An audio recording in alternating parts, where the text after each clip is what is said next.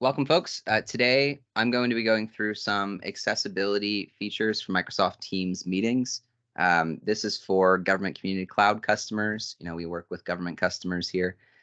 So the features that we're going to go through are available or are going to be available really soon for government community cloud, and kind of just want to go through them because they're pretty cool and important.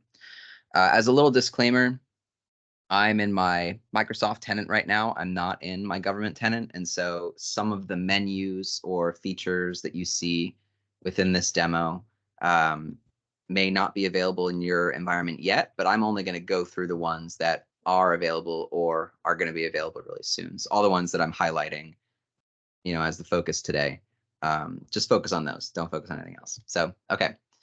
We're going to get started by setting up a couple of accessibility features for your Teams meetings. This is something that you can do from the calendar within Teams before your meeting starts by going to the meeting options. This is also something you can set up from the meeting options from inside the meeting. Since we're already inside the meeting today, we're going to go through it that way. Just as a quick little highlight, if you are looking for a meeting options button on the calendar item, to set these up before your meeting starts, you'll look for something called meeting options right around here. May also be under this ellipses. I'm on a newer version of Teams, and so it's moved somewhere else, but that's where you would look for your meeting options. Either way, no matter where you access them from, they're going to look relatively, well, they are going to look the same. So from the meeting, I'm going to go into more options. And since I'm the meeting organizer, I can find my meeting options. So here there are two accessibility features that we want to enable before a meeting starts, just to make sure that everything is set up and good to go before people come in and join the meeting, so we're not kind of wasting time. That's going to be our cart captions and language interpretation. Now, just to kind of review what cart captions are, cart captions is when you have an actual, in-person captioner or a live person as a captioner that's manually typing everything that's being said in the meeting. They have their own third-party software that they use to type those captions. This feature specifically is making it so the captions they're typing in their third-party software are going to be routed directly into the Teams meeting. Whereas the standard cart captioning practice before this was that a user that needed those captions would have to have like a separate browser window open where those captions would come through. So when we enable cart captions here and click save, what that's going to do is it's going to generate a cart caption link for us, this link right here. All you have to do is copy this link and then provide that to the cart captioner that you've hired, and they'll be able to put that link into their third-party software, and it will then route the captions they're typing directly into the Teams meeting, and they'll pop up kind of on the bottom here, just like live captions do. The other accessibility setting that we'll want to set up before our meeting starts is enabling language interpretation. Now, language interpretation is a feature that allows us to have multiple audio channels, so we can have verbal translators available for people that join the meeting who may not speak English or whatever the primary language is being spoken in the meeting. So if we're in our meeting today and I'm speaking English, but we've got someone who joins that needs to hear this presentation in Spanish, we could hire a Spanish translator and set up language interpretation, set them up with their own language channel, so that way people can switch to that language channel and hear the presentation being translated to Spanish. So we're going to enable language interpretation, and then we just have to go through a couple steps to set up the audio channels and the interpreters. So we'll select our interpreter from the list of people that have been invited to this meeting. So that's an important step. Make sure that you're, inviting that person to the meeting before the meeting starts. We're going to say that Sherry is our language interpreter. Our source language is the language that's being spoken in the meeting. So in this particular case, it's English. And then the target language is the language that that interpreter is translating to. So we're going to say French. We can add multiple interpreters here. So we could add another interpreter and have, let's say, Celeste as our interpreter. Again, our source language is going to be English. And then our target language is going to be something else. Let's say Finnish. So Celeste, you speak Finnish now. Great. So that's set up two different audio channels aside from our standard audio channel in the meeting where we're going to be speaking English. So we've got these accessibility settings set up now. It's time for us to make sure we save these settings.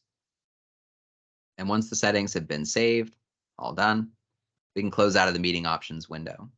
Now, again, meeting options are something that can be done before you join the meeting, and I encourage you to do those two accessibility features, the kind of setup for those before your meeting starts, because you may have to do some trial and error, and it takes a little bit of time to set up anyway.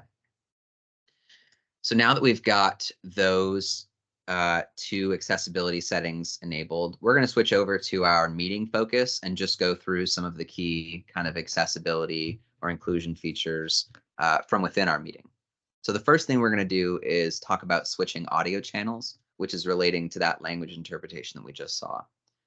So the option to switch audio channels may be in a different space for your settings, just because the settings, your sort of menu here may not have the same structure as this one.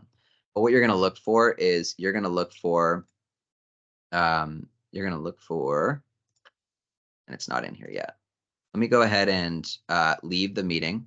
I'm going to come on back, and then we'll see if the option has popped up. Okie doke. What we would look for is either a pop-up when you first join the meeting here in the center of our screen, or under language and speech, you would look for select audio channel, and then a menu is going to pop up for you to be able to choose which audio channel you're listening to. Sorry that it's not popping up right now. Let's go into our meeting options one more time. Just make sure they've been set up. Yep, they sure have.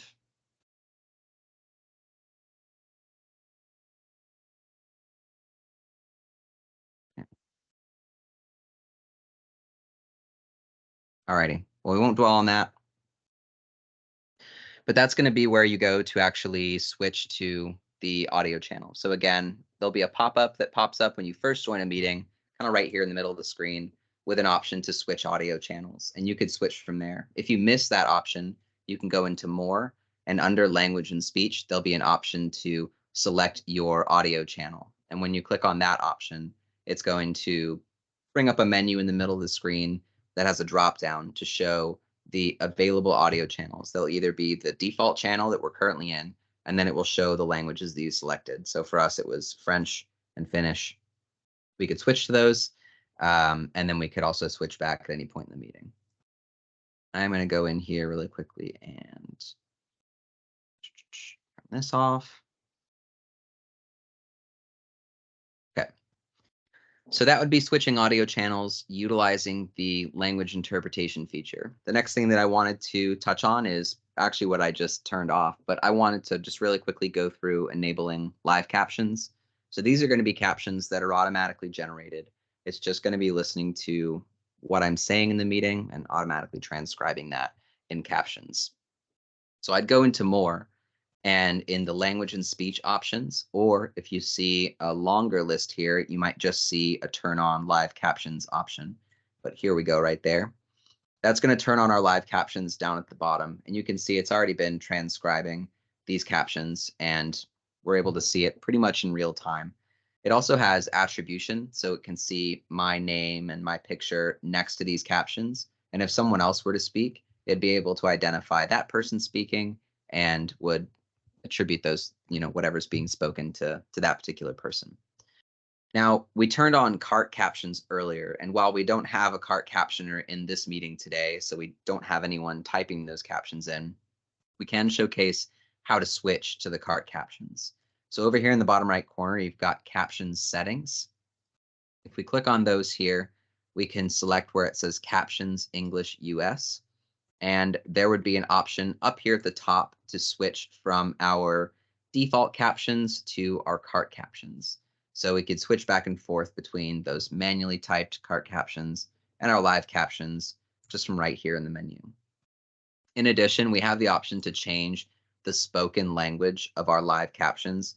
Now, to be clear, this isn't going to translate captions for us. So if I'm speaking in English, I couldn't change spoken language and select something expecting it to translate from English to that language. This is just referring to if in our meeting the presenter is actually speaking German, then we can confirm this. And now the captioning system is going to be listening for German words and is going to be typing those out here in the live captions. So we can see it's not really picking up what I'm saying correctly because I'm not speaking German, but it's trying its best. If I were to go back in to change spoken language, switch this to English, then it'll start picking up what I'm saying in English again. So play around with caption settings, especially if you have CART versus your live captions. Again, CART, there's a manual, actual captioner typing those captions out using a third-party system, and they are being brought into the Teams meeting. These live captions are automatically generated using AI effectively and do a pretty good job, actually, if you speak clearly. Okay, I also wanted to point out the speaker attribution that should show up here, so you can see who is speaking in for those particular captions. Changes back and forth as different people speak. Absolutely. Thanks, Will. So you could see where it switched between Will and I down there in the captions at the bottom. Thanks. So we're going to move on now. We've talked about language interpretation and kind of walked through the process of switching audio channels. Sorry, that's not working for us today. And then we talked about captioning as well as, switching to CART, switching spoken language within captioning. Now we're going to just go through a couple of video related features. So for Angela and Will, if you guys can come on video for the next part of this meeting, we're going to be talking about a couple of features that can be really useful for meetings and for people who, need an interpreter or perhaps just need to focus a little bit more on specific people that are on video. So I'm going to switch and share my screen from just a different account. We're going to potentially see a little bit of inception going on here. You guys able to see that okay? It's just going to look a little bit funky because of all the windows. So let's focus on this outside kind of window that we've got out here. So we've got two people on video. We've got Will and we've got Angela.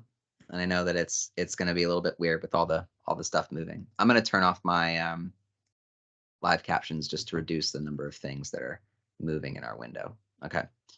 So this kind of larger section where we're seeing all these multiple windows where it looks like it goes off into eternity, that's the shared screen, right? And then we've got two people on video over here right now.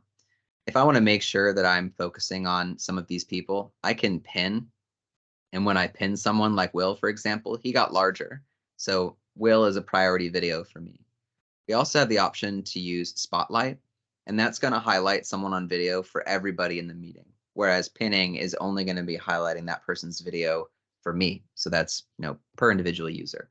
So if we switch to Spotlight for Angela, Angela is going to be a little bit larger as well. It's going to be spotlighted. So everyone else in the meeting is going to be seeing Angela as a priority video. Whereas I'm seeing Angela and Will because I pinned Will in addition to Angela being spotlighted. So if we get rid of Will's pin, he's going to, return to a slightly smaller video. This was the standard kind of highlighting video process that we had been using for a while. But now the accessibility team has finally, been releasing the sign language view. And that's going to allow us to designate interpreters, and we'll be able to see them in priority video. No matter what else is happening on the screen, they'll always be prioritized and they'll be in a full aspect ratio window. So there's a couple ways we can go about turning on sign language view. So I'm going to stop spotlighting Angela for a second. And we're going to start with going into our options. Under settings, we have an accessibility option. Now, if you don't see this yet, it just means that the menu isn't available yet, or the sign language view hasn't hit your tenant. They are currently rolling out to government tenants, so it may not be here immediately, but hopefully you guys see it soon. Within the accessibility settings, we've got our sign language view, and this is something that you can flip on right here. There's another really cool feature of sign language view, and that's the ability to manage a list of signers. So if there are people within your organization that who are designated as your signer, And every time you join a meeting with them, you want them to be highlighted as one of your interpreters. You can set them here. So let's go ahead and set Will. That's not how you spell your name. There it is. Keep pressing the wrong buttons. There we go. Will, got you. And save. So now Will is automatically designated as an interpreter. You can see Will's video is now taking up a kind of a majority of this window. And we've got a little sign language interpreter icon next to his name, showing that Will is one of my interpreters. You can also set interpreters on the fly within your meeting. So if you don't have, the same person coming to every meeting interpreting for you, but I know, Angela is joining this meeting and Angela is one of my interpreters for the day, I can click on more options next to Angela's name and make Angela one of my signers. So you can have up to 2 signers within a meeting. And we can see right here that I've got Will and Angela highlighted as my interpreters. And then I've got the shared content window over here in the top right corner. So if I was to click on that, it's going to kind of flip-flop and show our shared window, which this would be really the default view. The shared content, and then my 2 signers. Again, they're full aspect ratio, so I can see their entire kind of camera window. I could see their hands. I'm not going to have to worry about it being cut off. And their videos are never going to move. So these are always going to remain there as long as they're marked as my interpreters, with the exception of if someone stops sharing their screen, they just fill up the whole window again. The other kind of additional feature that you can use to make this better, especially if you have more than one monitor in your setup, is the pop out content function. So if we click pop out content, it's going to take the shared content window and it's going to move it to a separate window. So I've got this sort of separate window that I can drag around this, same monitor. I can move it to another monitor, and then my sign language interpreters are back to filling up the entire meeting window. So we can focus on the interpreters there, and on my other monitor, I can scale the window to whatever I need so that I can see the content being shared as well. So I'm going to stop sharing now so we can stop seeing Inception. Will, Angela, thank you for being on video for this portion of the walkthrough. And that's everything that I wanted to cover today. So apologies for not being able to completely show how to switch audio channels for language interpretation, but hopefully the context we were able to provide is adequate. If it's not, feel free to reach out and we can walk through it in a meeting together. But want to thank everyone on my team for hopping into this meeting today to help out. And I want to thank you for watching. Appreciate it.